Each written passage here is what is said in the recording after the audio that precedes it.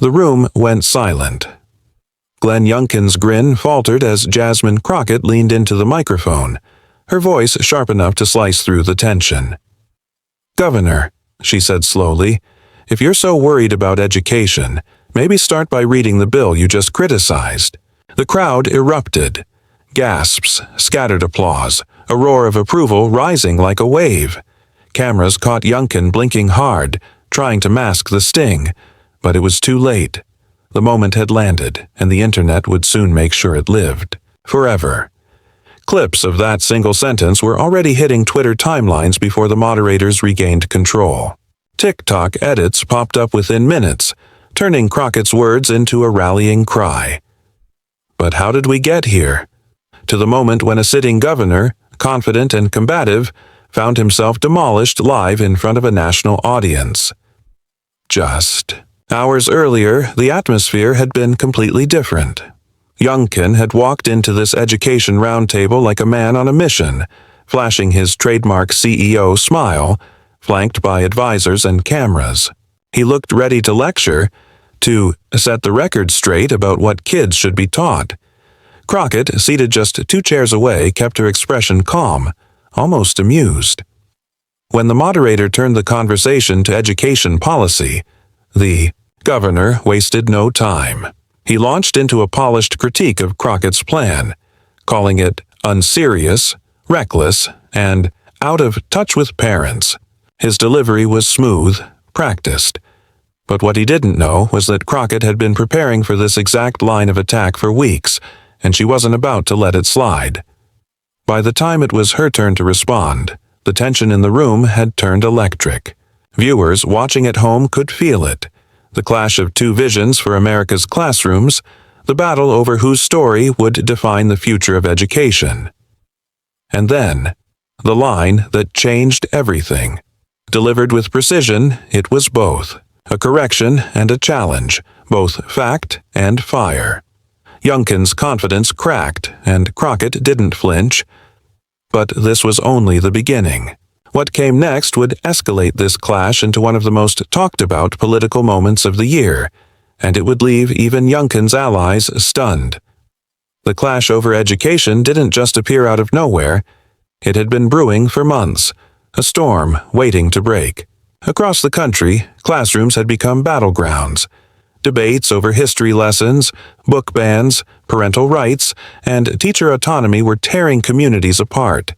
And in Virginia, Glenn Youngkin had built his entire political identity on being the parents' choice governor, the man who promised to fight woke agendas in schools. For his supporters, he was a crusader against ideological overreach. For critics, he was using the language of parental empowerment to push censorship and erase uncomfortable truths from history classes. And when Representative Jasmine Crockett introduced her sweeping education plan, a plan that expanded funding for under-resourced schools, included teacher pay raises, and committed to teaching the full story of America, the collision was inevitable. Youngkin had seized on it immediately, framing Crockett's plan as dangerous and divisive. "This isn't about helping kids," he said in the days leading up to the roundtable. "It's about injecting politics into classrooms." Conservative talk shows ran with it, warning viewers of a radical curriculum takeover. By the time he sat across from Crockett, he had the wind of right-wing media behind him. But here's what they didn't count on. Crockett thrives in a fight. Every time critics have tried to box her in, she's come back swinging, not with shouting, matches, or insults, but with precision strikes of truth that make her opponents look unprepared. She'd seen the talking points Youngkin was using a dozen times before, and she knew that behind his smooth rhetoric were policies that had slashed public school budgets, restricted what teachers could say, and left students without access to books that told their stories. This roundtable wasn't just about education policy. It was about whether students in America would be allowed to learn the truth about their country, both its triumphs and its failures, or whether politics would dictate what facts were allowed in textbooks. For families watching at home, for teachers who had seen their classrooms turned into political football fields, this moment was personal, and Crockett understood that. That's why she kept her cool as Youngkin delivered his carefully rehearsed attack. She didn't interrupt. She didn't roll her eyes. She waited until every camera was pointed at her, until the audience leaned in, until Youngkin's confidence reached its peak. Then she smiled. Because what she was about to say wouldn't just defend her plan, it would turn the entire narrative on its head. And before the night was over, people far beyond that room, from TikTok creators to late-night hosts, would be talking about what happened next. Glenn Youngkin didn't stumble into this moment by accident. He had been preparing for it ever since the day he was sworn in. Tall, polished, and relentlessly optimistic, he'd sold himself to Virginians as the businessman-turned-savior who would restore common sense to their schools. He wasn't the fire-breathing culture warrior of cable news. He was the calm executive in a fleece vest, the one who smiled as he promised to give parents a voice. And for a while, that image worked. He was the fresh face of the GOP, suburban-friendly, approachable, the kind of Republican who could win swing voters without scaring off moderates. National media treated him like the golden boy of a new conservative era. His rise to power was framed as proof that you could wage a culture war with a soft tone and still win elections. But behind that branding was a very different story. One of his very first acts as governor was to sign executive orders banning so-called divisive concepts from classrooms. Overnight, teachers found themselves unsure whether they could discuss systemic racism, whether they could teach about redlining, whether they could even say the words climate change without someone filing a complaint. The result was confusion, fear, and a chilling effect that rippled through Virginia schools. And then came the book bans. School boards, emboldened by Youngkin's policies, began pulling titles from libraries.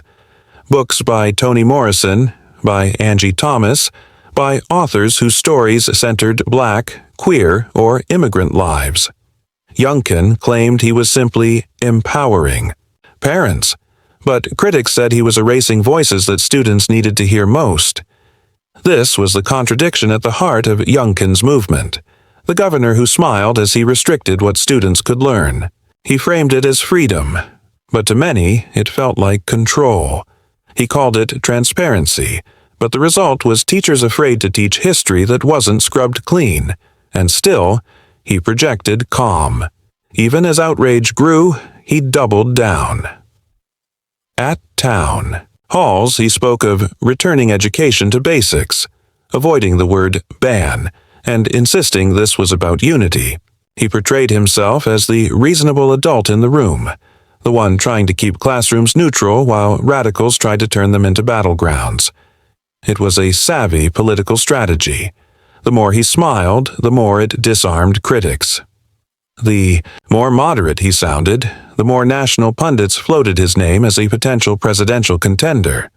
Some even whispered that he might be the future of the Republican Party, polished enough for Wall Street, culture warrior enough for the base. But that image had cracks. Teachers were leaving Virginia schools in record numbers, citing stress, political interference, and lack of support. Parents who once cheered him began to question why their children's schools had fewer resources and more chaos. And critics like Jasmine Crockett saw through the branding entirely. They didn't just see a governor, they saw a man who had turned classrooms into stages for his political ambitions, which is why this roundtable was more than just another event on his calendar. It was a chance to reinforce his narrative, to remind voters that he was the one protecting their kids. His team came prepared, loaded with talking points that framed Crockett's education plan as the very threat he had warned about. But there was something his team didn't plan for. How calmly, how surgically Crockett would turn every one of those talking points into ammunition against him. Because while Youngkin's brand relied on staying polished, staying controlled, there's one thing even the best polished politician can't control: what happens when the truth lands with the weight of the room behind it. And Crockett was about to deliver that truth. Jasmine Crockett didn't arrive in Congress by accident. She fought her way there. Long before she ever sat across from a governor on live television, she was a civil rights attorney standing in crowded courtrooms defending people who couldn't afford a lawyer. She took on cases that didn't make headlines but meant everything to the people whose lives she saved from being swallowed by the system. Her roots run deep in the fight for justice. Growing up in Texas, she watched neighbors work 2 jobs just to keep the lights on while politicians on TV debated whether families like hers deserved help. She learned early that fairness wasn't something handed down from above. It was something you had to demand, loudly if necessary.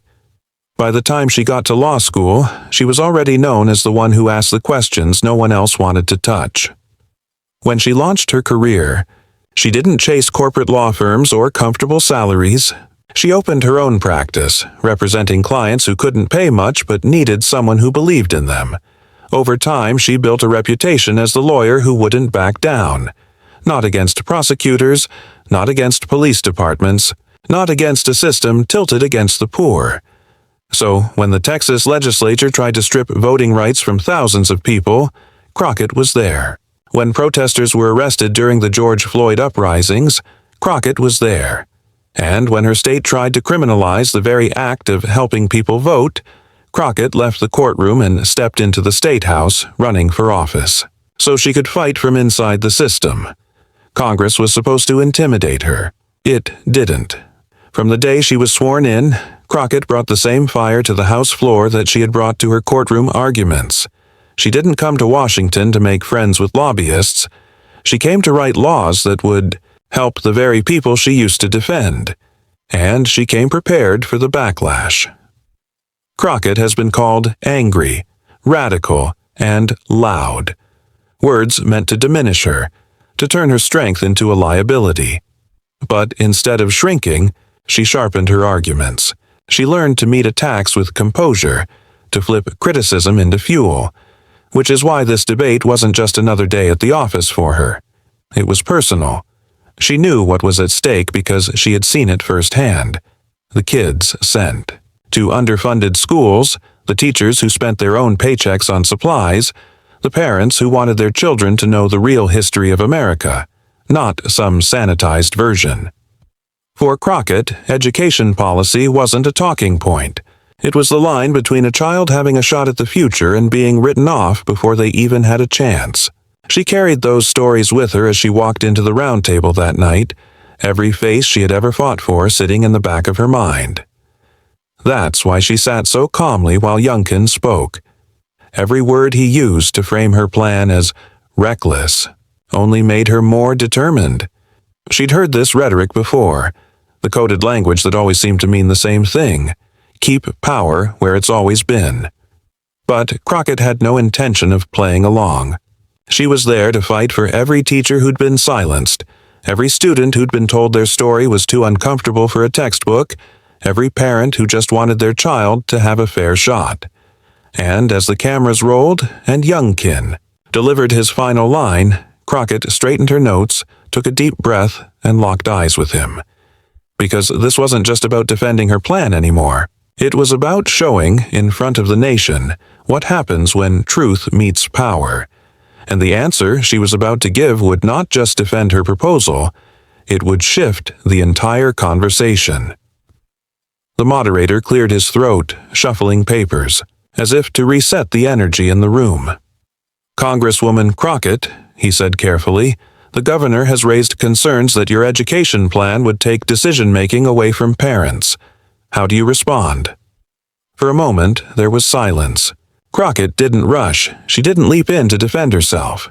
Instead, she looked directly at Youngkin, the faintest hint of a smile playing at the corner of her mouth. It wasn't smug. It was patient, deliberate, the look of someone who knew exactly what she was about to do. Youngkin, sensing the pause, leaned back in his chair and folded his hands, as though he had already won the exchange. His allies in the front row smiled. The cameras caught everything. The confidence radiating from one side of the table and the calm, coiled energy on the other. Then Crockett leaned forward and spoke, not with fire, but with precision. She began by acknowledging parents' role in education, nodding respectfully. Parents absolutely deserve a voice, she said evenly. But what they don't deserve is a governor who uses them as pawns while gutting the very schools their kids depend on. The room stirred. Murmurs rippled through the audience. Youngkin's smile held, but it looked tighter now. He interrupted. Just slightly. A laugh, a dismissive shake of the head, and said, "Congresswoman, with all due respect, your plan doesn't even fund teacher salaries." That was the opening he should never have given her. Crockett glanced down at her notes, then back up, her expression sharpening like a blade being unsheathed. "Governor," she replied, "not only does my plan fully fund teacher salaries, it restores the very money your administration cut last year." Gasps. A few heads turned toward Youngkin. The moderator's eyebrows shot up. The tension was no longer just hanging in the air. It was pressing on the room like a storm about to break. Youngkin tried to recover, pivoting back to his prepared line about political agendas. But Crockett didn't let him off the hook. She pressed forward, laying out statistics, citing reports, dismantling his talking points one by one until there was nothing left but the accusation itself.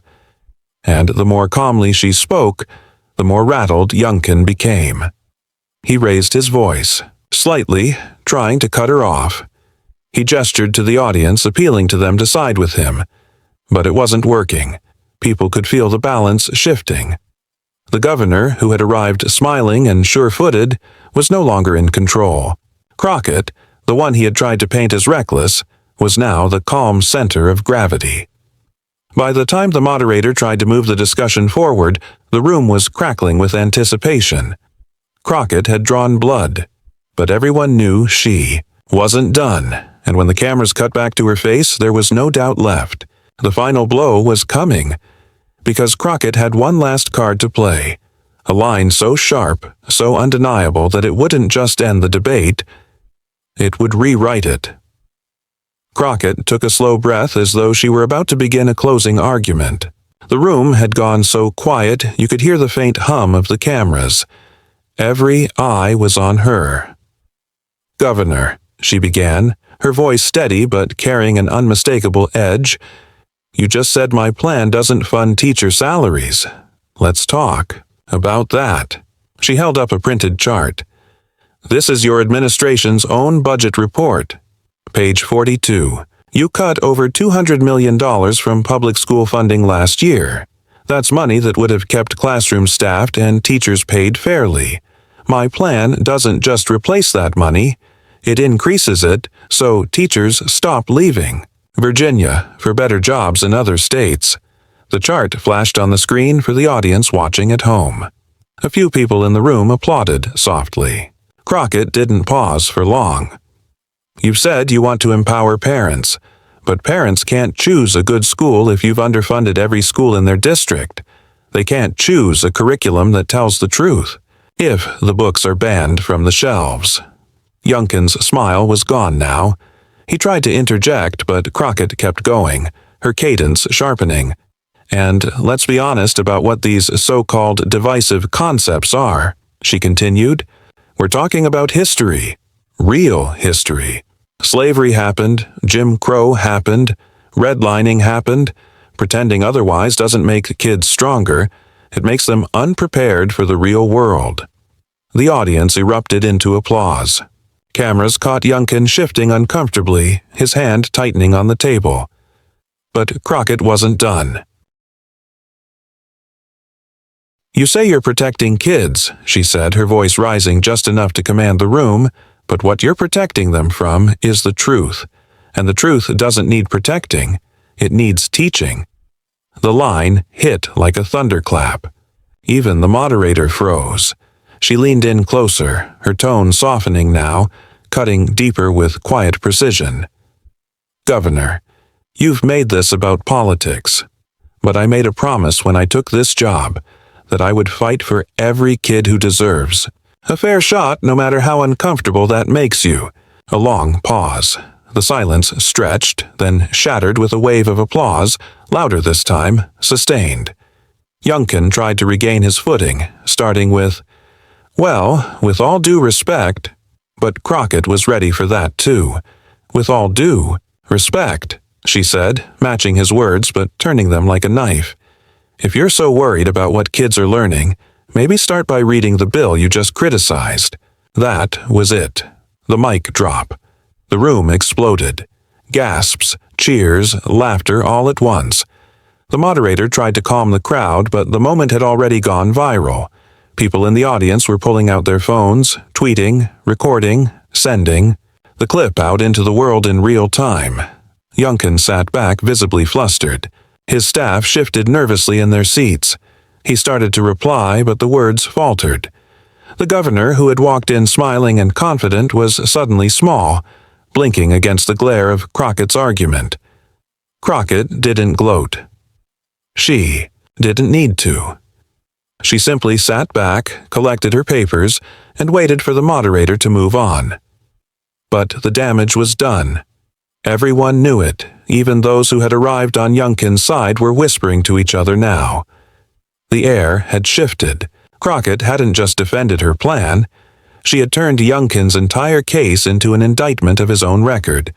And as the round table wrapped, the energy in the room was electric, like something historic had just happened. Because it had. The next 24 hours would prove it. And what was coming next would take this exchange from a viral clip to a national flashpoint. By the time Crockett left the building that night, her phone was buzzing non-stop. Staffers were grinning, showing her the first wave of posts going viral. Clips of the exchange captioned with, "She ate him alive," "Jasmine Crockett for president," and "This is how you check a governor." Within an hour, Joanne Crockett vs. Youngkin was trending nationwide. TikTok creators were already editing her mic drop into remixes, looping the moment Youngkin froze after she told him to read the bill. One edit paired it with dramatic music, another with slow-motion replays of Youngkin blinking. Memes spread across Twitter and Instagram, with captions like, "When you bring talking points to a fact fight." News outlets moved quickly. By morning, the clip had been played on every major cable network. Panelists dissected it frame by frame, praising Crockett's composure and questioning how Youngkin, a politician with national ambitions, could have been so unprepared. Late-night hosts had a field day. One joked, "Youngkin said parents need a voice," and Jasmine Crockett said, "Here's mine." The audience roared with laughter and the clip went viral all over again. But it wasn't just entertainment. Educators and parents began weighing in. Teachers posted videos thanking Crockett for finally saying what we've been screaming into the void. Parents wrote long threads about underfunded schools and how this moment felt like someone was finally standing up for their kids. Even politicians who rarely commented on education policy couldn't resist. Progressive leaders praised Crockett's courage. Some moderates cautiously acknowledged that she had made important points. Even a few conservatives privately admitted she had landed a blow Youngkin wouldn't shake off easily. And that was the real shockwave. This moment didn't just energize Crockett's base, it shifted the narrative. Instead of the headline being about Youngkin's attack on her plan, it was about his plan being exposed. Instead of Crockett playing defense, she was being hailed as the one who reframed the entire conversation. By the end of the week, fundraising emails were touting the moment as proof that truth still had power. Activists were using the clip at rallies, projecting it on big screens to roaring crowds. Youngkin, for his part, tried to move on, but every public appearance brought new questions about whether he had underestimated Crockett, and what that said about his leadership. This wasn't just a good debate moment. It was a cultural moment, the kind that sticks, the kind that reminds people why they tune into politics at all. But Crockett wasn't finished. Because as the buzz grew louder, she stepped back into the spotlight, not to celebrate her viral moment, but to turn it into something bigger. When Crockett finally addressed the public after the viral storm, she didn't open with victory laps or attacks on Youngkin. She stepped to the podium, looked out at the cameras, and said quietly, This was never about me and Governor Youngkin. This was about our kids. The room hushed. She spoke slowly, deliberately, her words carrying the weight of someone who had spent years fighting battles that didn't make the news. Our children deserve schools that tell them the truth, she said. Not a half story, not a sanitized story, the whole story. Because when we deny kids the truth, we deny them the tools to understand the world they're inheriting. And that is a disservice to every parent, every teacher, every student who believes education is the key to freedom. She paused as cameras flashed. Then she went deeper. I know what it feels like to sit in a classroom and not see yourself in the history book. I know what it feels like to have your story treated like it doesn't belong. And I know what it means to have a teacher who refuses to let that stand, who makes sure every child feels seen. That's who I'm fighting for. That's why this matters. The crowd nodded, some tearing up. She turned toward the journalists. This isn't a left versus right issue. This is a right versus wrong issue. Every parent wants their child to have a chance to succeed. Every teacher wants the freedom to teach the truth. And every student wants to feel that the country they live in is honest about its past so they can build a better future. Then she delivered the line that would headline the next day's coverage.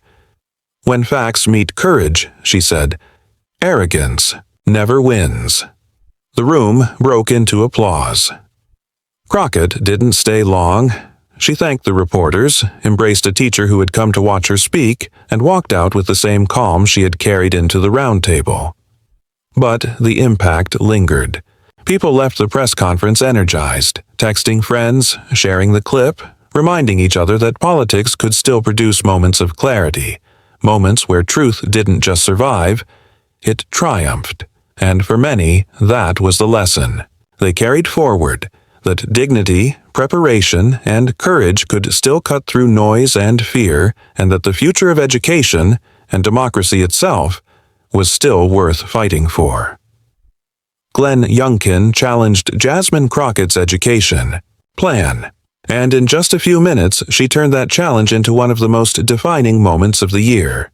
What began as a governor's attack ended as a lesson in what happens when preparation meets courage, when truth refuses to bow to power. People didn't just watch this moment, they felt it. They felt the satisfaction of seeing arrogance stripped bare. They felt the pride of watching a leader defend kids, teachers, and the right to know the full story of America. And they felt the hope that maybe, just maybe, politics could still be about lifting people up instead of tearing them down. And here's the truth. Moments like this only matter if we carry them forward. Crockett's takedown wasn't just a clapback. It was a reminder that facts still have power when we refuse to be silent. So, if this moment lit you up, if it made you proud, if it reminded you why you still care about what happens in this country, share it. Send it to a teacher, to a parent, to someone who thinks no one is fighting for them. Because the more people see this, the more they'll know that standing up works, that dignity wins, that we don't have to accept leaders who play politics. With our kids' futures, subscribe, share, and stay with us.